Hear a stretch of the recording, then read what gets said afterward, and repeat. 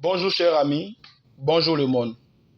Dans cette vidéo, j'aurai pour but de vous apprendre à résoudre un exercice de mécanique qui parlera ici de oscillation mécanique et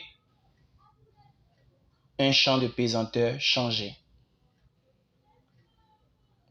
Pour certaines personnes qui n'arrivent pas à savoir projeter, à savoir représenter la tension du ressort, le poids et la réaction normale, à savoir placer le point G ainsi que le poids, cette vidéo t'est destinée. Chers amis, nous allons prêter attention pour pouvoir écouter clairement la lecture. Exercice. Pour pallier le manque de matériel, le garçon de laboratoire de ton lycée décide de pratiquer sur une table un dispositif d'étude de la chute parabolique. Pour ce faire, il utilise un ressort à spin non jointive de raideur K égale à 25 N par mètre et de masse négligeable et une bille B de masse M égale à 5 grammes. Sachez bien que lorsque vous êtes en train de faire un exercice de mécanique, il faudrait convertir tout ce qui est gramme en kilogrammes, tout ce qui est centimètre en mètre. Nous allons poursuivre. Pour tout l'exercice, on prendra le niveau de la table comme niveau de référence des énergies potentielles de pesanteur. D'où ça veut dire que EPP égale à 0 joule. Quand je parle de EPP, je parle de énergie potentielle de pesanteur. Phase 1. Étude des oscillations. Le garçon de laboratoire accroche la bille B à l'extrémité libre du ressort. Il l'écarte de sa position d'équilibre de A égale à 2 cm et l'abandonne sans vitesse initiale. Du fait que le sujet nous dit qu'il y a écartement, ça sous-entend que A donné est positif, d'où A est supérieur à 0. Le système ressort B se met à osciller. 1, 1, 1. Fait l'inventaire des forces extérieures appliquées à la bille et les représenter sur un schéma. 1, 2. Établit l'équation différentielle du mouvement du centre d'inertie de la bille B. 2. On prendra l'instant du lâcher comme origine des dates. Établir l'équation horaire du mouvement de la bille B. 3. Calculer l'énergie mécanique du système terre, bille et ressort. Phase 2. Étude de la chute parabolique. L'expérience consiste à lancer la bille B posée sur une table à l'aide du ressort précédent et à déterminer son point d'impact I sur le sol. Le garçon du laboratoire met la bille B en contact avec l'extrémité libre du ressort. Le ressort est comprimé de A égale à 2 cm de l'ensemble et l'ensemble bille ressort. Sachez bien que le ressort est comprimé, d'où la valeur de A donnée est négative à cause de l'expression comprimée.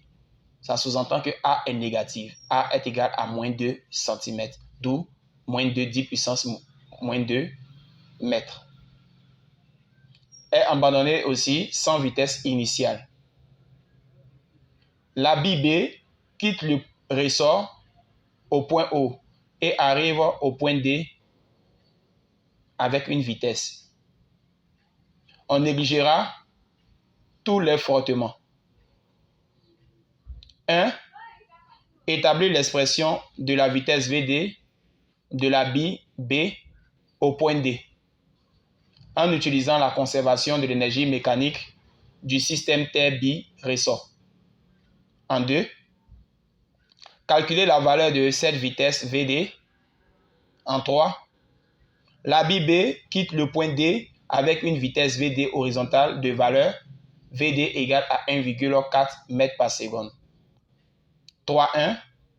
Faire le bilan des forces extérieures appliquées à la bille et les représenter sur un schéma. 3.2. Établir les équations horaires du mouvement de la bille dans le repère DIJ. En changer, regardez bien le repère avant de débuter. 3.3. Déduire l'équation cartésienne de la trajectoire et donner sa nature. 3.4.1. Déterminer le temps T1 mis par la bille B pour atteindre le sol au point I. 3.4.2. Déterminer les coordonnées du point d'impact I de la bille sur le sol. On donne DE égale à 1 m et G égale à 10 mètres par seconde carré. Merci. Après lecture et relecture du sujet, nous allons passer donc à la correction. Chers amis, lorsque vous rencontrez ces cas de sujet-là, il faut faire phase par phase. La première phase, il s'agit donc de l'étude des oscillations.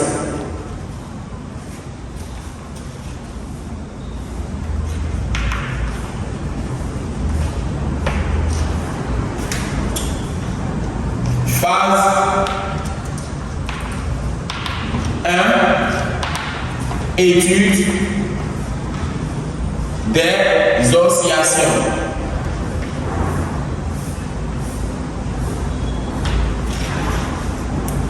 À présent, on nous dit que le garçon de laboratoire accroche la bille B à l'extrémité libre du ressort. Il l'écarte de sa position d'équilibre de A égale à 2 cm et l'abandonne sans vitesse initiale. Quelles sont les différentes informations? Il écarte de sa position d'équilibre. Il écarte de sa position d'équilibre.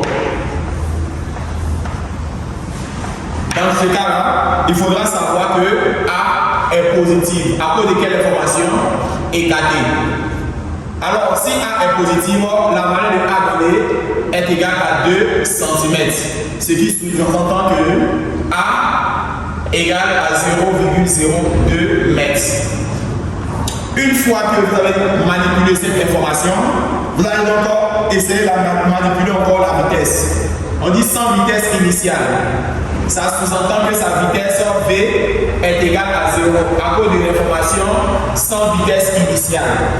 Autre information du sujet, le système portera le nom de ressort plus bille. Chers amis, passons donc à la première question du sujet. Ici, en 1, elle me fait l'inventaire des forces extérieures appliquées à la bille et les représenter sur un schéma. Faisons l'inventaire des forces extérieures.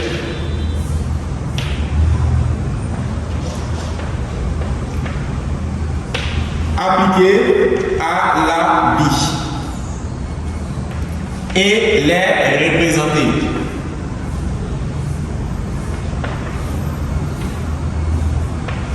Sur un schéma.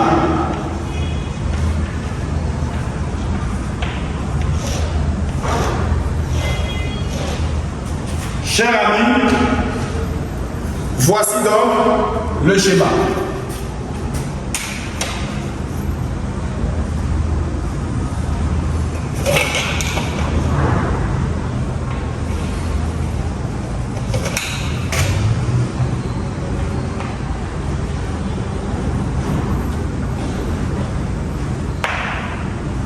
le point G et le point O.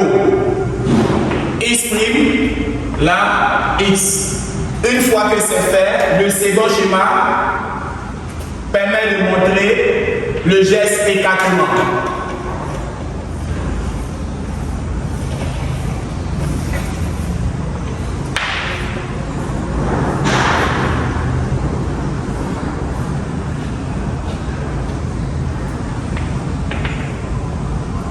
Nous partons désormais en haut prime.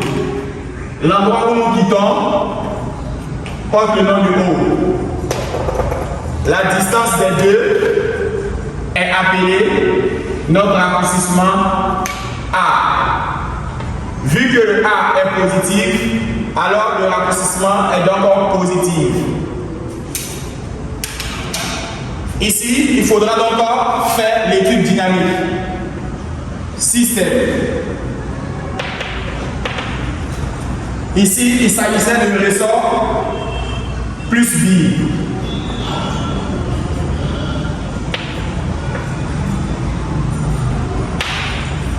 Le référentiel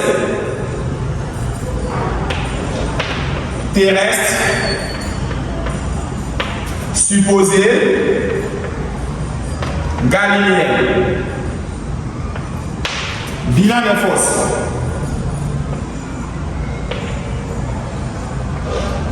Il faudrait retenir que il va avoir le poids du solide. Le solide est considéré comme une bille. Le poids de la bille. La réaction normale du plan.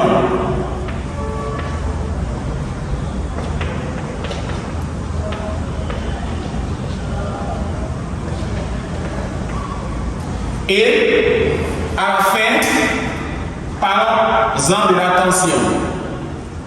La tension du ressort. Une fois que c'est fait, représentons encore toutes les forces. Le centre de gravité réussit. S'assurer à mettre le poids sur le centre de gravité et à venir vers le bas. Après le poids, s'assurer que la réaction soit perpendiculaire. On aura à représenter cette réaction perpendiculaire.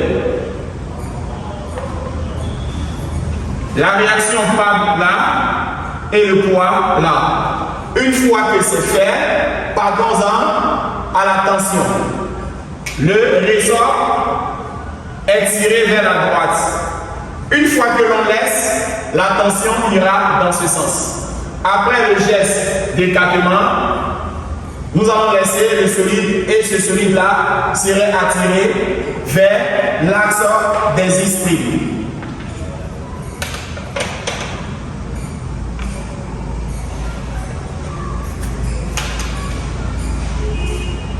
On aura là la tension.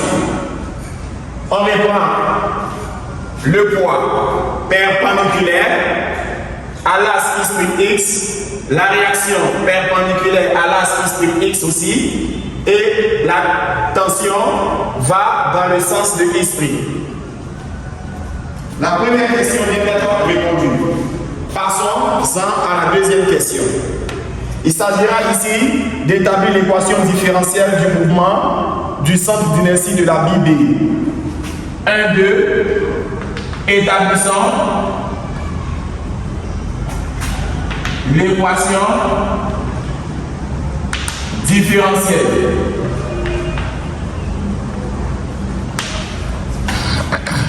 du mouvement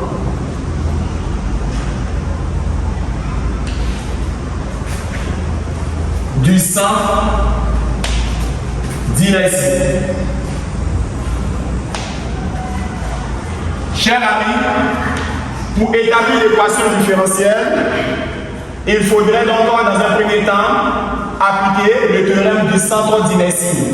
Il faut impérativement appliquer le théorème du centre d'inertie pour établir l'équation différentielle en oscillation mécanique.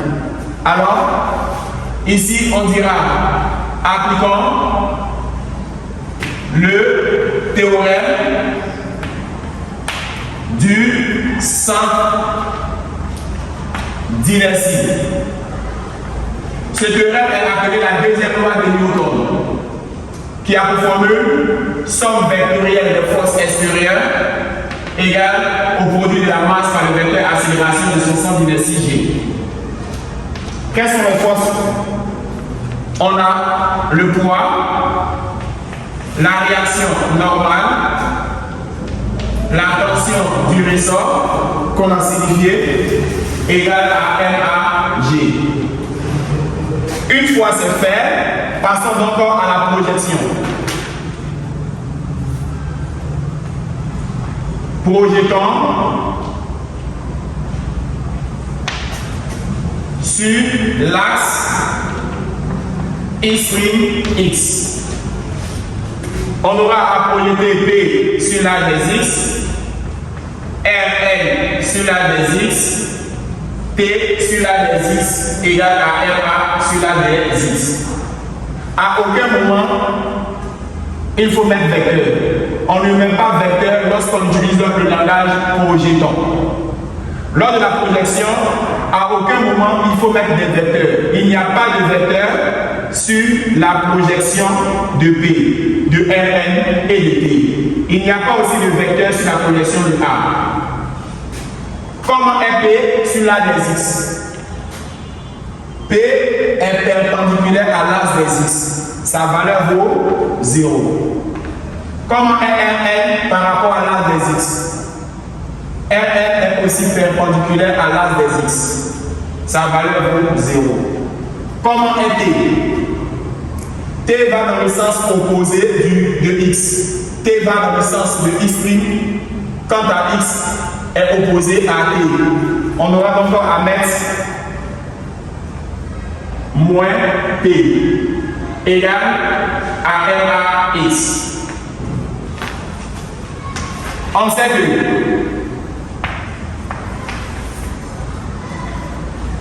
T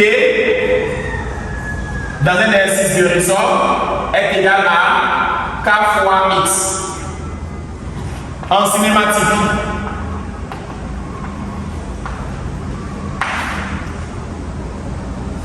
AX égale à la dérivée de Vx par rapport au temps qui donnera X 2 points. On aura donc à écrire moins Kx égale à M X 2 points. Une fois moins Kx passera de l'autre côté, on aura à écrire Mx 2 points plus Kx égale à 0. Une fois que c'est fait, nous allons donc diviser par n. On nous dira comme information en divisant par n. C'est simplement en divisant par n. Une fois qu'on divise par n, notre équation différentielle sera sous la forme de x2 points plus kxm égale à 0. Suivez attentivement la suite. M x 2 points divisé par n plus kx divisé par n égale à 0 divisé par n. C'est dans ce cas que l'on obtiendra x2 points plus kx sur n égale à 0. Car 0 divisé par n donnera toujours 0. L'équation différentielle revient.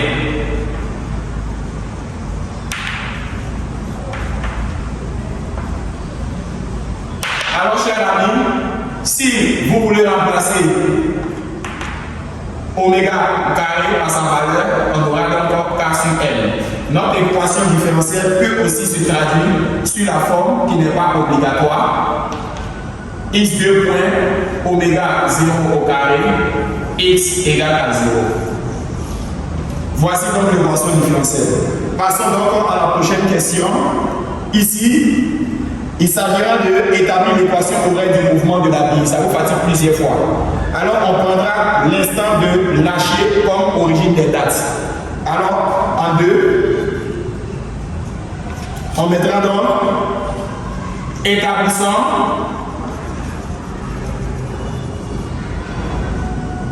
l'équation horaire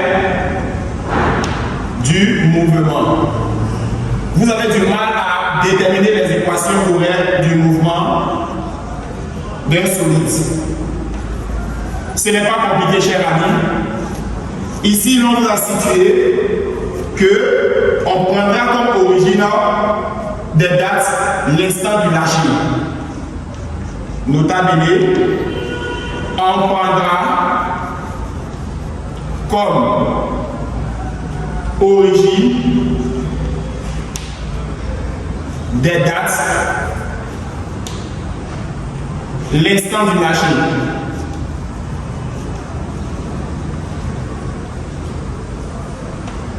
Chers amis, c'est très simple. Ici, les différentes informations que nous avons, on a le thème écartement, permettant de dire que A est supérieur à 0. Comme A égale à 2 cm, notre A va s'exprimer plutôt en mètres. On a encore 2, 10 puissance moins 2 mètres. Alors, ça sous-entend que la valeur de A est positive à cause du thème écartement. On a aussi une vitesse qui est lâchée initialement sans valeur. On a une vitesse V qui est égale à 0 mètres par seconde. Chers amis, nous sommes dans le cas numéro 1. OX égale à plus A et vitesse n'existe pas. Dans ce cas, nous allons trouver phi qui est égal à 0 radian. Mais quels sont les parcours à suivre? C'est très simple. Il faudra d'abord rappeler les écritures en fonction de t. On rappelle que x égale à xn cosinus oméga 0t plus phi. On rappelle que v qui est égal à la dérivée de x par rapport au temps qui donnera x point, on aura x égale à xn cosinus oméga 0t plus phi. Et x point égale à v égale à moins xn qui est la dérivée donc de x moins xn oméga sinus oméga 0t plus phi. Une fois que l'on a trouvé ces différentes informations, il faudrait donc déterminer phi. Pour déterminer phi, il faudrait être à t égale à 0 impérativement. Déterminons phi.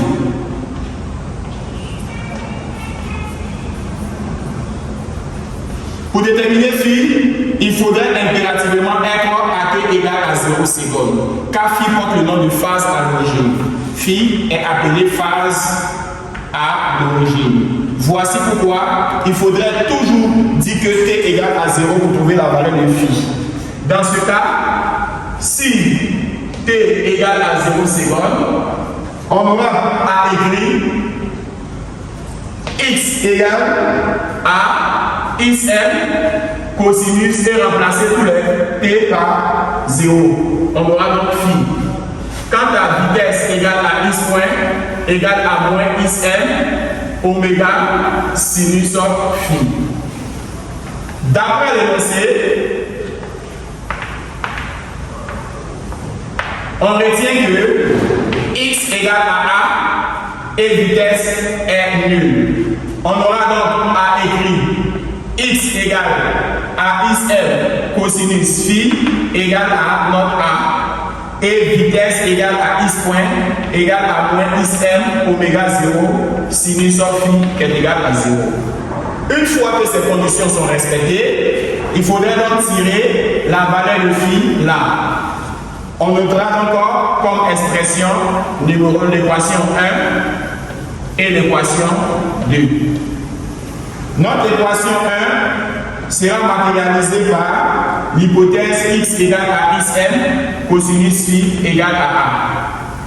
Alors nous allons tirer cosinus phi qui est égal à a sur xn. Nous allons donc poser que a est égal à Ism en oscillation mécanique. On aura cosinus phi égal à Ism, où a été remplacé le A par Ism sur Ism. Au cours du calcul, on trouvera cosinus phi égal à 1. Alors, comment déterminer la valeur de phi? On aura phi égal à cosinus moins 1 de notre 1. À l'aide de la calculatrice qui doit être en radian, nous trouverons 0 radian. Alors, pour confirmer cette hypothèse est bonne, on aura à utiliser l'équation E2. L'équation E2, il s'agit donc de vitesse égale à x point qui est égal à 0, qui sous-entend que vitesse égale à x point égale à moins Ism oméga 0, sinus phi qui est égal à 0. On aura sinus phi égale à 0 sur moins Ism oméga 0. Tout nombre divisé par 0, lorsque 0 divise tout nombre, on aura encore à avoir toujours 0. On aura phi égale à sinus moins 1 de 0. Par analogie, on aura comme valeur 0 radian. Par la suite, on dira que phi déterminé pour x existant et vitesse nulle, alors phi égale à 0 radian. Une fois que c'est fait, nous allons chercher à déterminer la pulsation pour oméga 0, qui est égale à la radicale de k sur m. Suivez attentivement la suite. Nous allons passer à déterminer la pulsation pour déterminant oméga 0. Oméga 0 égale à la racine de k sur m. D'après notre sujet, k est égal à 25 et la masse égale à 5 grammes qui fait 0,005 kg. Parce qu'il faudra toujours convertir grammes en kilogrammes en physique. On aura oméga 0 égale à 70,71 radians par seconde. Après avoir fini de déterminer la pulsation propre, nous allons passer à déterminer Ism, qui est appelé l'amplitude.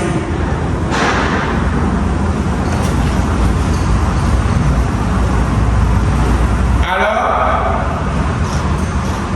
pour déterminer l'amplitude, on aura à prendre x égale à Ism cosinus phi.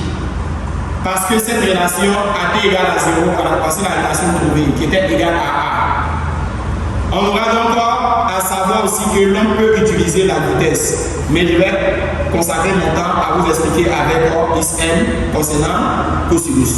On aura donc Ism cosinus phi égale à A. Du coup, Ism égale à A sur Ism égale à A sur cosinus phi. On aura à écrire Ism égale à A sur cosinus phi. Or, phi égale à 0 radian. On aura Xm égale à A sur cosinus 0. Avec cosinus 0 qui nous donne 1 à l'aide de la calculatrice. Ism égale à A sur 1. Dans ce cas, l'hypothèse donnée, Ism égale à A est bel et bien vérifiée. Avec A qui est égal donc à 2 cm, converti donc en mètres, on aura à écrire 2 10 puissance moins 2 mètres.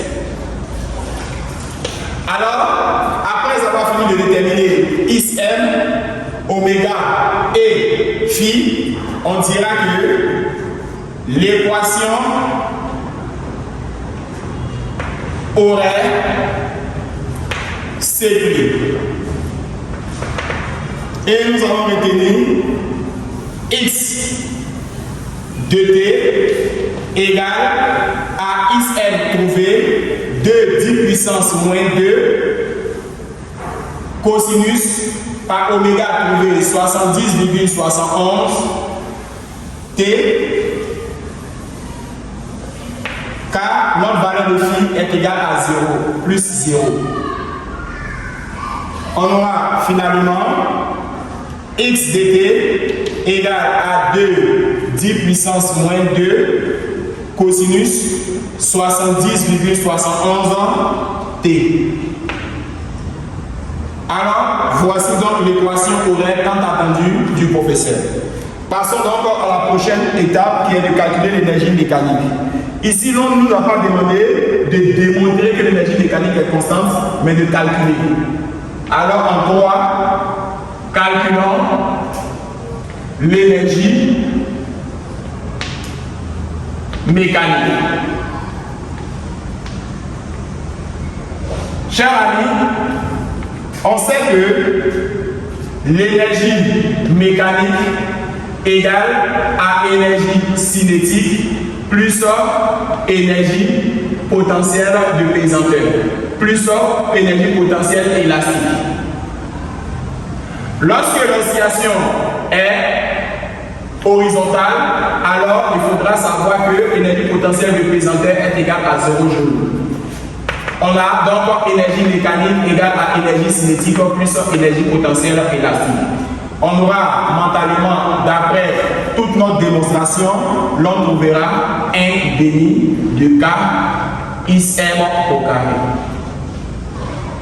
Alors, comme là on n'a pas demandé de démontrer, mais plutôt de calculer, alors nous allons remplacer chaque information par sa valeur. On aura un demi multiplié par la valeur de K donné dans le sujet qui est 25 multiplié par ISM de 10 puissance moins 2 qui doit être élevé au carré. Alors l'énergie mécanique à l'aide de notre calculatrice, nous allons donc 1 demi multiplié par 25 multiplié par 2 10 puissance moins 2 élevé au carré. Nous trouvons 0,005 0,005 joules. Soit l'énergie mécanique peut se mettre en termes de puissance 5 10 puissance moins 3 joules. Dans ce cas, nous voyons clairement que l'énergie mécanique se conserve, car l'énergie mécanique trouvée est constante. Chers amis, passons donc à la phase 2. Il s'agira ici d'exploiter une phase appelée phase 2. D'après la lecture, la phase 2 correspond à l'étude de la chute parabolique. Étude de la chute parabolique.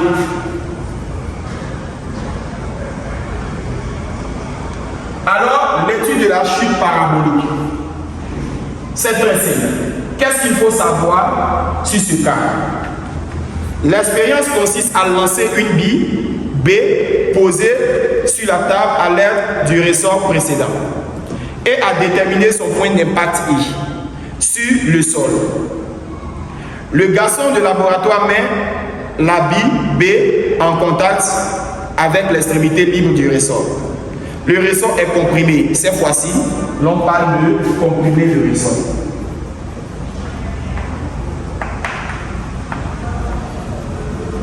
Au cours de la deuxième phase, on a comprimé le ressort avec A qui est égal à 2 cm. Sachez bien que lorsque le ressort est comprimé, le A donné par le professeur est négatif. Pourquoi? Parce que ça va vers les abscisses négatives. Alors, le 2 cm correspond donc à moins 2 cm. D'où A égale à moins 2, 10 puissance moins 2 mètres. Voici donc la nouvelle valeur de A. À cause de quelle information comprimée? Si c'était écarté, la valeur de A serait toujours positive, mais comme c'est comprimé, A est négative. Nous allons donc manipuler notre situation. Et l'ensemble bi ressort est abandonné sans vitesse initiale. Sans vitesse initiale.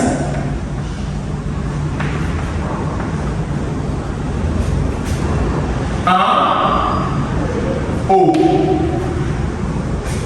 La vitesse, la bi B quitte le ressort au point O et arrive en B.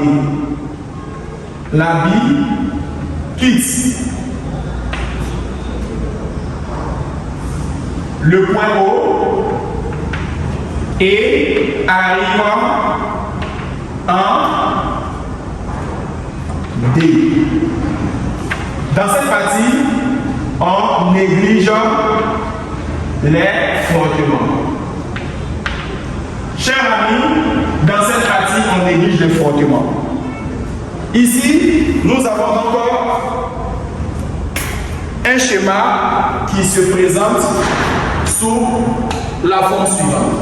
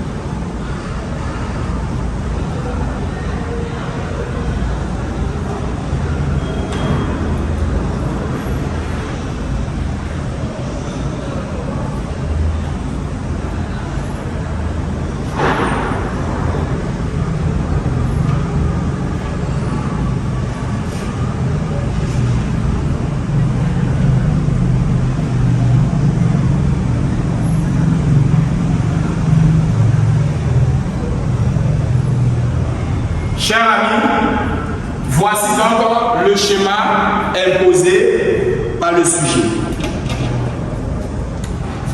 Nous quittons le point O sans vitesse initiale.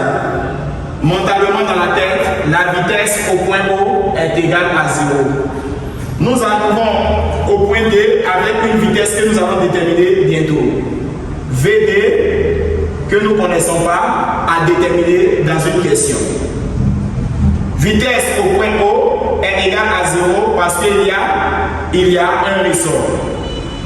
S'il y a un ressort accroché au solide, on remarquera que la vitesse au point O est nulle. 0 mètres par seconde. Quand au point D, il y a une vitesse à déterminer dans une des questions.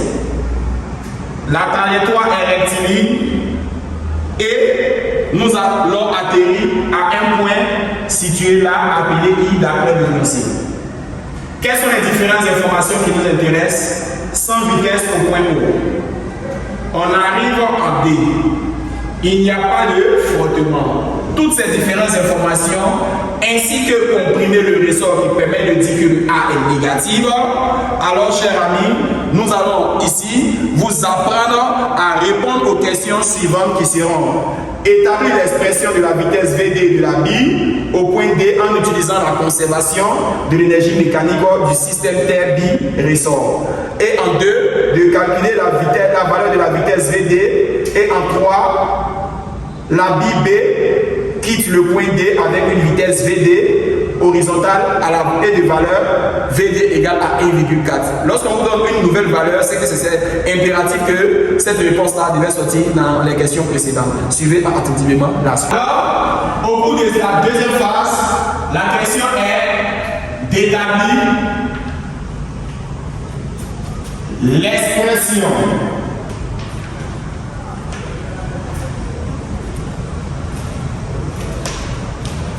de la vitesse VD de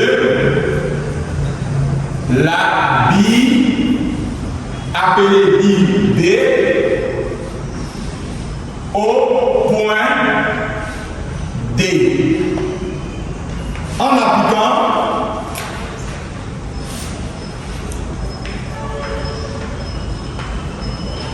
la conservation de l'énergie mécanique.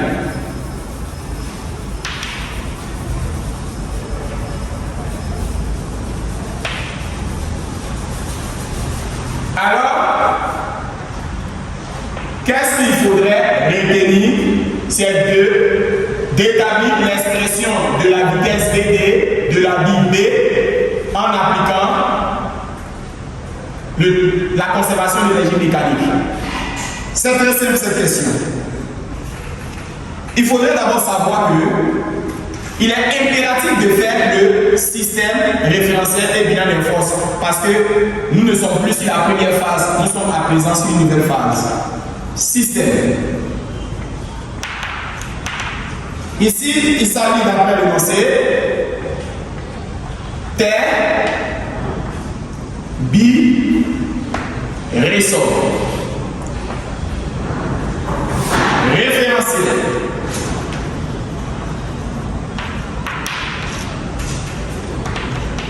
Terrestre, supposé, galiléen. Bilan des forces.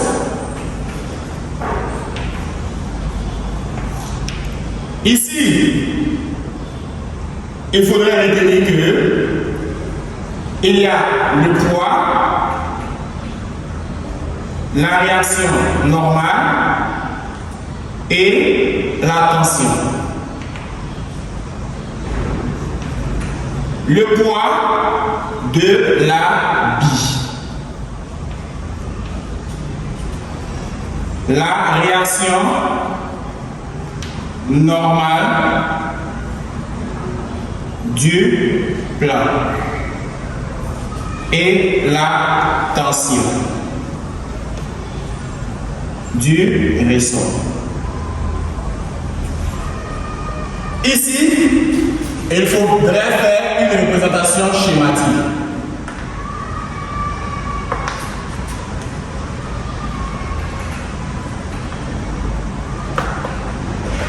Qui dira que nous sommes là en esprit pour atterrir sur la des X et savoir que le ressort est comprimé. Voici donc le point O et nous arrivons à un point appelé D. Qu'est-ce que vous constatez? Au point O, il y a un ressort. Et quand le professeur a signifié que l'on a comprimé, on aura donc à écrire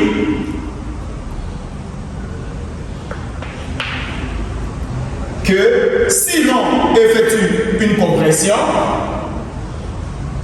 on aura le poids, la réaction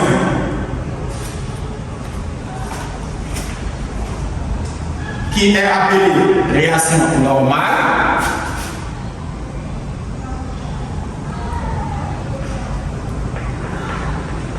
et si l'on effectue une compression, après le lâcher, la tension va prendre ce sens-là. Parce que l'on a effectué une compression.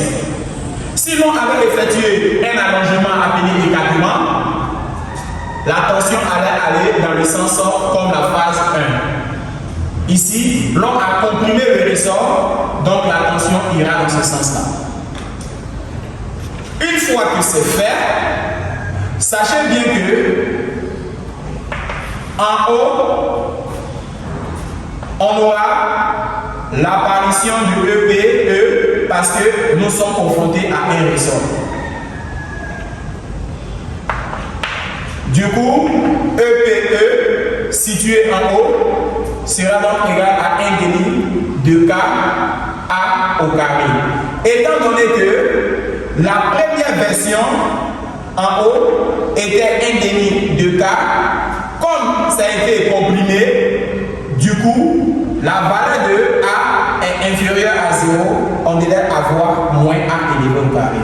Mais comme moins A élevé au carré donnera donc A au carré, parce que le carré va faire sauter le signe moins, voici pourquoi ici aller très rapidement. Sinon, voici la première condition qui donnait ça. Une fois que c'est bon, allons situer les différents designs au point E. Au point D, là, il n'y a pas d'énergie potentielle élastique parce qu'il n'y a pas de ressort. Alors, au point 2, comme il n'y a pas de ressort, il y aura là-bas l'énergie cinétique en D. Parce qu'il n'y a pas de ressort. Alors, que vaut la valeur de l'énergie cinétique? 1,5 de M VD au carré. Le professeur a signifié que nous devons utiliser la conservation de l'énergie mécanique. Mais pourquoi? Les forces de frottement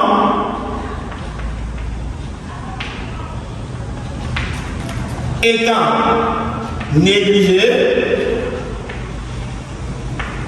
alors l'énergie mécanique se conserve.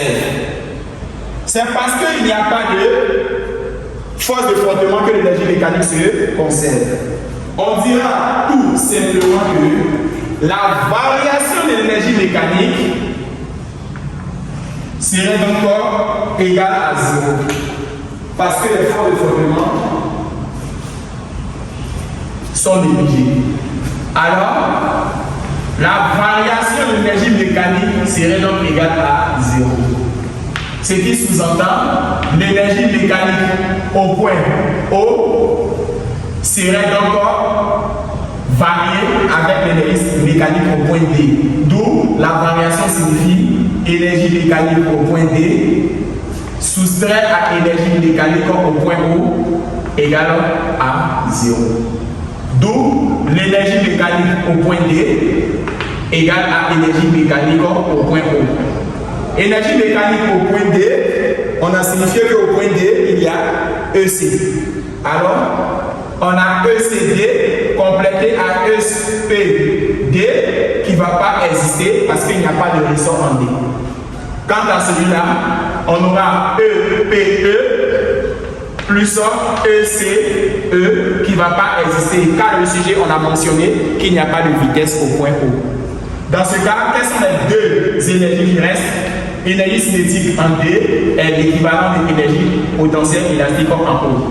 Énergie cinétique en D, on aura donc à présenter M demi de M VD au carré. Quant à celui-là, à présenter 1,5 de KA au carré. Après simplification de 1,5, on aura à écrire MVD au carré égale à KA au carré. Du coup, nous allons tirer tout simplement VD. Alors, on a VD au carré égale à KA au carré sur M. Tirer donc VD tout simplement égale à la racine de KA au carré sur M. Étant donné que l'on peut s'arrêter là, ou du moins, l'on peut finaliser notre écriture tout en faisant sortir de A, on aura A fois K sur M. Ou du moins, on sait que oméga 0 égale à la radicale de K sur M. Alors, nous pouvons donc dire que VD peut être A multiplié par oméga 0, ou du moins VD peut rester sous la forme de A fois radicale de K sur M. Voici donc l'expression tant attendue du fameux professeur. Passons donc à la prochaine étape. Ici, la prochaine étape est de calculer la valeur de cette vitesse. Alors, partons-en à la prochaine question. Calculons VD. L'on demande de calculer VD. Il s'agit ici de faire l'application numérique tout en remplaçant chaque écriture par sa valeur. Alors, il s'agit là de faire l'application numérique.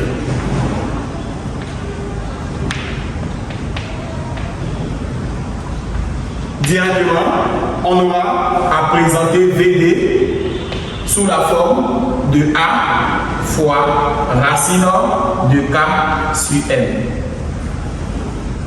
On aura VD, remplacer le A par sa valeur qui donnera 2 10 puissance moins 2, multiplié par la racine de 25 sur 0,006. Alors, on aura VD égale à 1,4 mètres par seconde. Voici donc la valeur de VD. Chers amis, passons donc à la question numéro 3 qui nous dit la B quitte le point D avec une vitesse VD horizontale de valeur 1,4 que nous avons trouvé. Et en 3.1, c'est de faire le bilan des forces appliquées à la bille et les représenter sur un schéma. Suivez attentivement la suite.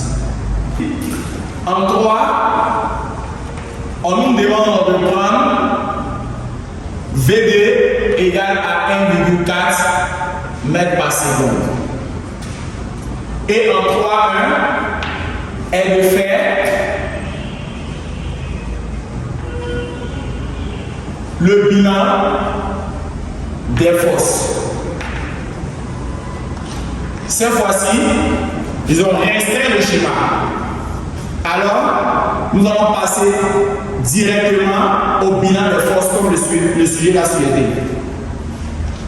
Bilan des forces. Dans cette partie-là, nous sommes confrontés à la bille. Donc, le poids de la bille. Après cette information, chers amis, il faudra encore faire le schéma. Représentation schématique.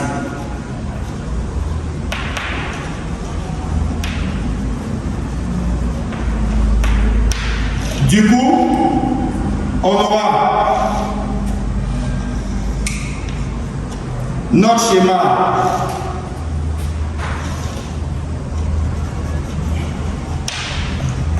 E là, Y, le point D, l'as I et l'as J, où nous allons représenter la vitesse. Étant donné que la vitesse est tangente à la trajectoire, alors voilà VD que nous allons représenter. Et pourquoi? La vitesse est toujours tangente à la trajectoire. Ici, l'on aura un exercice clair de changer où le poids de la bille va être à l'intérieur du sujet, permettant de montrer le sens de G. Une fois que nous avons répondu à la question 3.1, passons donc à la question 3.2 qui est d'établir les équations horaires du mouvement. Établissons les équations horaires du mouvement.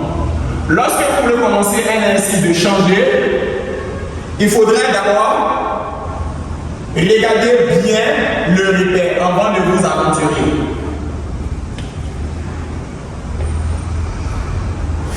Ici, le repère est donné et l'on constate que ce repère porte le nom de D, I, J. Pour les habitués de OIJ, il ne faudra pas mettre O dans le repère, car le repère donné s'appelle DIJ. On aura à situer les différentes informations précédentes. On avait dit que, tout simplement, le bilan des forces était clair et nous avons signifié qu'il y avait le poids P de la vie. Nous avons aussi donné le repère qui s'effectue dans DIJ. Nous avons, par générosité, fait le schéma. Nous avons donc trouvé comme schéma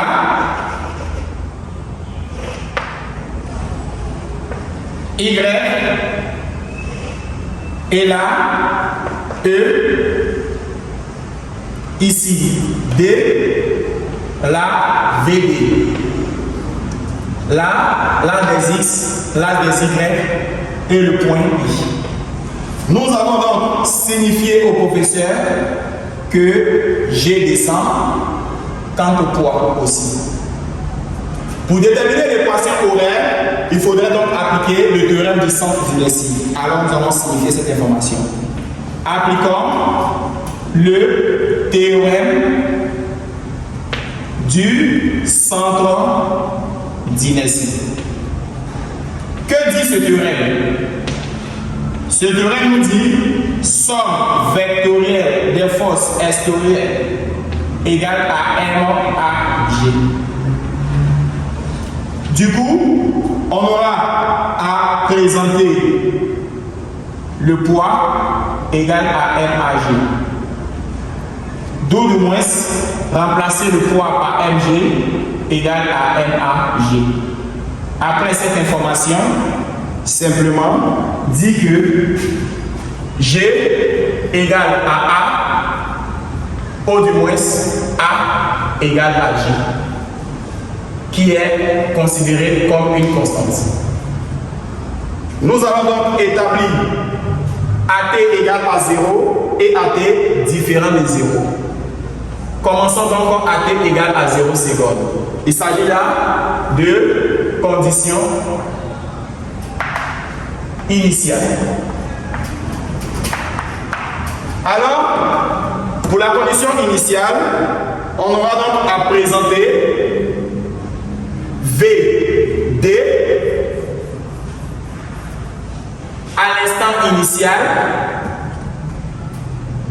et là VD 0 sur la des X et VD 0 sur la des Y. Allons sur le schéma. Que vaut la vitesse de D sur la des X? La vitesse de D va sur le même axe que X. Alors on aura VD qui va sur la des X. Que vaut la vitesse VD sur la des Y? Y va vers le bas et VD est perpendiculaire à Y. Ce qui sous-entend que sa valeur donnera 0. Alors, nous allons parler de DG0. Lorsque le repère est OIJ, on parlera de OG. Mais lorsque le repère est DIJ, on parlera de DG. Ici, on aura X0 et Y0. Quitter le point D, en allant en X, on ne rencontre pas de distance. Alors, on aura 0. Quittant le point D, en allant en Y, on ne voit pas une vitesse située au point E. S'il y avait une vitesse située au point E, alors DE allait être considéré. Retenez bien. Si la vitesse VD était située là, si la vitesse VD était située au point E, alors quittant le point D pour aller en Y, on allait rencontrer le parcours DE. Mais comme la vitesse est située là, donc le point E est éphémère. Donc ça n'a pas d'importance. On aura donc 0. Après AT égale à 0, nous allons donc partir à AT différent de 0 secondes. Dans ce cas, il s'agira de conditions quelconques. Ici, il faudra rappeler l'importance de l'accélération.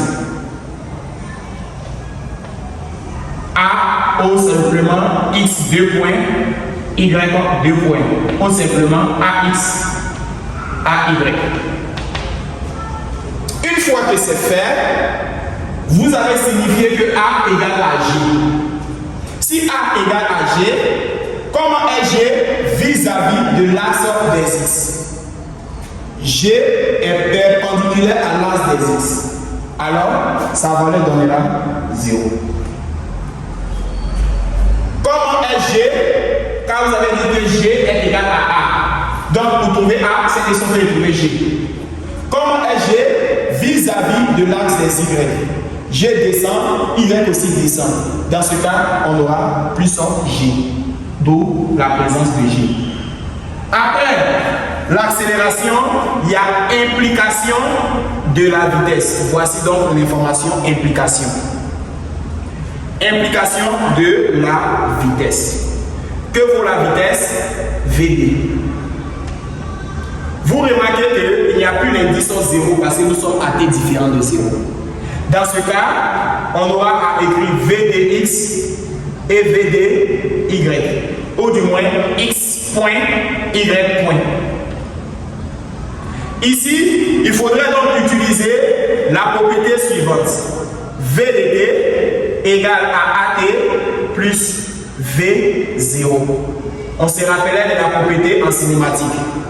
Alors, pour trouver les différentes informations de la vitesse, on aura encore à situer les différentes informations de mon équation. C'est dans ce cas que le premier aura AXT plus VD0. Quant au second, on aura AYT plus VD0. Pour le premier, c'est celui-là des X. Pour le second, c'est celui-là des Y. C'est dans ce cas que vaut la valeur de l'accélération? 0. 0 fois t fait 0. Que vaut la valeur de la vitesse en 0? Vitesse en 0 d'état est égale à Vd. C'est dans ce cas que l'on obtient Vd. Que vaut l'accélération sur la des Y? G. On aura donc à écrire G qui serait multiplié par t. Que vaut la valeur de la vitesse sur la des Y? La vitesse sur la des Y vaut 0. Donc on va rien mettre. Passons donc après à l'implication de la position. La position dans notre cas ici, il s'agira de dg. En mettant les vecteurs sur ce côté, mais ne pas mettre les vecteurs là. On aura à écrire x et y. Alors, comme on remplit, on aura à utiliser 1 demi de a xt carré plus vd0 xt plus x0. D'après mon exercice, que vaut la valeur de l'accélération sur la des x? 0. On aura 0 fois t fois 1 demi, tout fait 0. Que vaut la valeur de vd sur la des x? Vd sur la des x s'appelle vd. Alors à côté de ça, il faudra mettre t. On a vd, t. Que vaut x0? X0 vaut 0. Ici, que vaut y? La propriété 1 demi de a y t carré plus vd 0 y t plus y0. Que vaut a? A vaut g. Alors, aujourd'hui il n'y a pas de soustraction, on aura à mettre 1 demi de g t au carré. Que vaut vd sur la des y? 0. Dans ce cas, on ne mettra pas. Que vaut y0? Y0 vaut 0. On ne mettra rien. Dans ce cas-là, nous avons trouvé la première équation et la seconde équation. Pour ce faire, nous allons suivre attentivement comment procéder par la suite. On dira que les équations horaires sont x de t égale à v de t et y de t sera donc à 1 demi de g t au carré. Alors, nous allons passer à la prochaine question. Il s'agira là en 3-3 de déduire l'équation cartésienne de la trajectoire et donner sa nature. Déduisons-en l'équation cartésienne et donnons sa nature. Pour déduire l'équation cartésienne, il faudra, chers amis, numéroter l'équation 1 et la 2. Et dit, dans 1, on dit T. On a notre 1 qui nous dit x égale à VDT, alors T égale à x sur VD. Dans 2, on remplace T par sa valeur. Et quelle est donc la valeur? X sur VD. On obtient Y égale à 1,5 de G, où nous allons remplacer le T par X sur VD, sans oublier de mettre le carré qui existait. On aura là Y égale à 1 fois G, et 2 fois sur 1 au dénominateur, 2, et là, on a X au carré sur VD au carré. À l'aide de la propriété, A sur B au carré donnera A au carré sur B au carré. L'équation obéit à une parabole. Alors, on dira que la nature, c'est une parabole. Et la parabole a pour concavité dirigée vers le haut parce qu'il n'y a pas de signe point. Donc, la concavité est dirigée vers le haut. Parce que l'écriture est animée d'un signe plus. Vous voyez clairement qu'il n'y a pas de signe moins. Une fois que c'est fait, passons donc à la question 3, 4. 3, 4 et 3, 4, 1 nous demandent de déterminer le temps T1 mis par la B pour atteindre le sol en I. Chers amis, rappelons quelque chose que vous avez déjà vu dans le sujet. X, Y, E, D, la vitesse est là. Le point I est placé là. Nous avons donc une concavité dirigée vers le haut. Chers amis, l'on demande de déterminer T1. Dans le sujet, d'après la lecture, parmi les données, nous avons ciblé comme information DE égale à 1 mètre et G égale à 10 mètres par seconde carré. Si la bille quitte là et veut atterrir au point I, vous voyez que l'endroit où la bille veut atterrir est dans le même sens que Y. Ça sous-entend qu'il faudrait poser pour atterrir au point I, il faudrait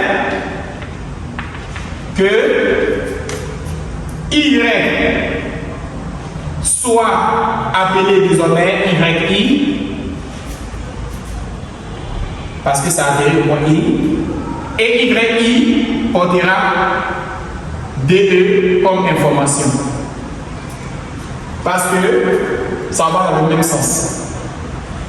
Une fois que c'est fait, on aura donc à prendre l'équation appelée numéro 2 à tirer T et poser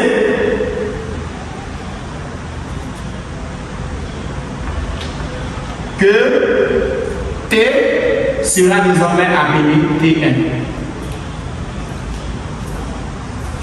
Il y avait une écriture que nous avons trouvée qui était égale à Y, 1 demi de GT carré. Dans ce cas, avec toutes ces informations que nous avons données, on a YI qui est égal à DE et T égale à T1. On aura à dire que YI égale à DE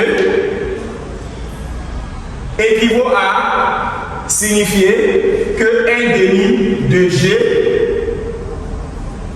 T1 au carré serait donc égal à DE. On aura à écrire tout simplement T1 au carré égale à DE multiplié par 2, le tout divisé par G. On aura à avoir T1 égale à la radicale de 2 fois DE sur G. Pourquoi il n'y a pas eu deux versions? Parce que dans le cas de A au carré égale à B, c'est que A allait s'écrire racine de B et A allait s'écrire moins racine de B. Mais pourquoi une seule valeur de T1? Car le temps est toujours positif.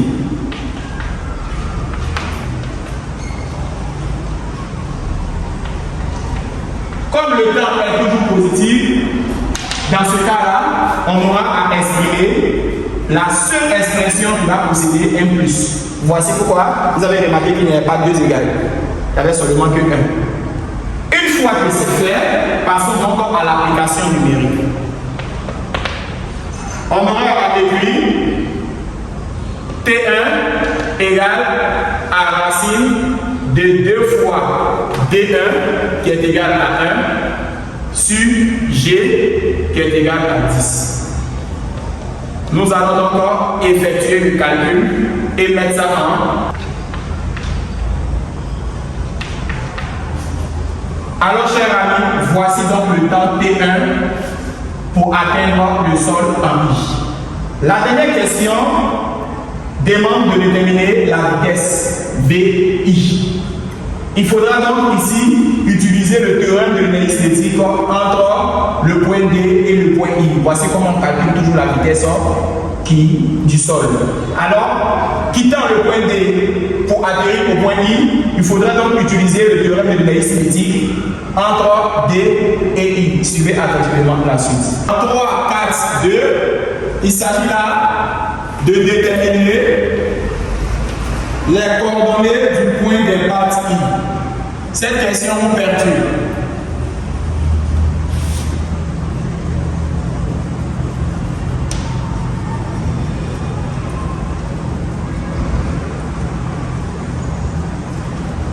Chers amis, comment déterminer les coordonnées du point d'impact I? Il faudrait savoir d'abord que le schéma se présentait sous cette forme. Et voici donc le point I. Ici, il avait D et là, la vitesse en D. La trajectoire était une parabole. Ici, pour déterminer les coordonnées, il faudrait savoir que vous connaissez un côté forcément et l'autre côté, vous ne connaissez pas. C'est comme ça, toujours, il faut mettre dans la tête pour déterminer les coordonnées. Lorsque l'on demande de déterminer les coordonnées d'un point à changer, il faudrait dire dans la tête que je connais un côté et je ne connais pas l'autre côté. C'est ce qu'on prend toujours pour déterminer. Regardez bien dans notre exercice. Pour déterminer les coordonnées, on remarque qu'il faut quitter le point D pour atterrir au point I. Alors, qu'est-ce qui est donné? C'est Y. Alors, on connaît Y, mais on ne connaît pas X. Alors, pour donner les coordonnées du point D, on dira les coordonnées du point I sont, et vous dites I a pour coordonnées ici et YI. On connaît un côté, on ne connaît pas l'autre côté. En quittant le point D pour atterrir en I, on connaît donc ce côté-là. La latitude du point I. La latitude du point I, comme ça va dans le même sens, YI est égal à D2. Et XI n'est pas connu. Voici pourquoi je dis, pour répondre à cette question, on connaît un côté, on ne connaît pas l'autre côté. Dans ce cas, il faudrait prendre l'équation cartésienne. Dans ce cas-là, il faudrait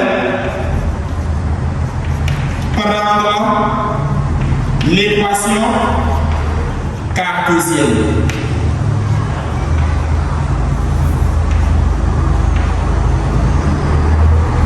De la trajectoire. Alors, si l'on veut prendre l'équation cartésienne de la trajectoire, on a Y égale à G sur 2VD au carré X au carré. Voici notre équation de la trajectoire. Dans ce cas-là, il faudrait donc prendre les différentes informations des points I qui a pour condition ici qui n'est pas connu et YI qui est égal à DE. On aura YI qui est égal à G sur 2VD au carré XI au carré. C'est-à-dire que poser que XOR serait donc ici et ici serait notre point d'interrogation que nous cherchons. Alors, à l'aide de preuve de croix, on aura 2VD au carré multiplié par YI qui est égal à GXI au carré. Or, YI égale à DE. On aura VD au carré multiplié par DE égale à GXI. On aura XI au carré égale à 2VD au carré DE sur G. Alors, XI est égal à la radicale de 2VD au carré DE sur G. Pourquoi le X négatif n'intéresse pas? Car XI est une distance. Et une distance n'est jamais négative. Une distance n'est jamais négative. Dans ce cas, on aura donc à calculer, cher ami, on aura à calculer XI égale à la racine de 2 fois VD au carré fois DE sur G,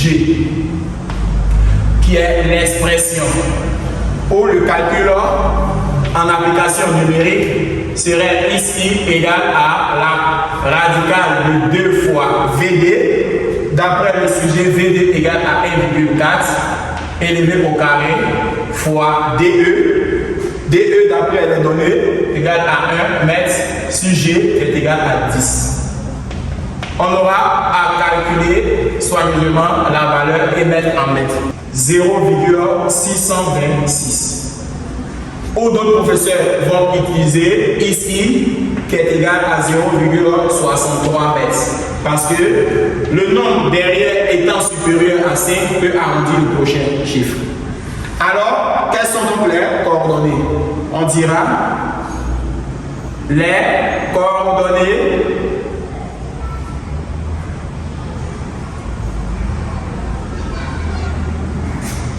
du point